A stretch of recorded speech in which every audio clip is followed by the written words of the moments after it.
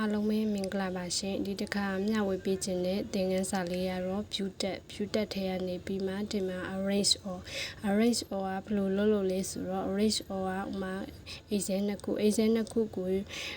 တစ်ခုကနေတစ်ခု exam တစ်ခုကနေတစ်ခု data တွေကူးချင်တာဖြစ်ဖြစ် link ချိန်ပြီးတော့သုံးချင်တာလည်းဖြစ်ဖြစ်အဲ့လိုသုံးတဲ့အခါမှာ exam နှစ်ခုကိုဟိုဘက် exam သွားလိုက်ဒီဘက် exam သွားလိုက်အဲ့လို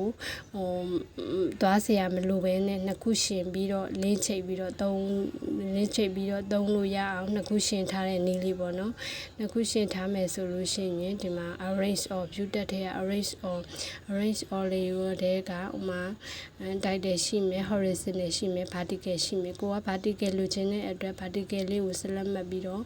okay လုပ်လိုက်တာနဲ့ဒီလို exam နှစ်ခုလေးရရှင်ရဲ့ဖြစ်သွားပါတော့ exam နှစ်ခုလေးရှင်ရဲ့ဖြစ်သွားရှင်ရဲ့ဖြစ်တာကိုလေးချိန်ပြီးတော့သုံးပါဥမာဒီဘက်မှာလုပ်ကြည့်လိုက်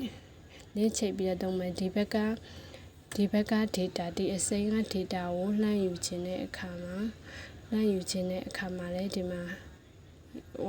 တစ်ချစ်လေးဒီလိုဆက်လက်မိုက်တိုက်တာနဲ့ဒါနဲ့ခောက်လိုက်တာနဲ့ဒီဘက်မှာ data ရောက်သွားရောဟိုမှာကူးချင်တာလည်းဖြစ်ဖြစ် data ကြည့်ပြီးတော့စရင်သွင်းရတာဖြစ်ဖြစ်အလွယ်တကူရှင်းထားတဲ့အခါမှာအလွယ်တကူစရင်သွင်းလို့ရပါတယ်ကျေးဇူးတင်ပါတယ်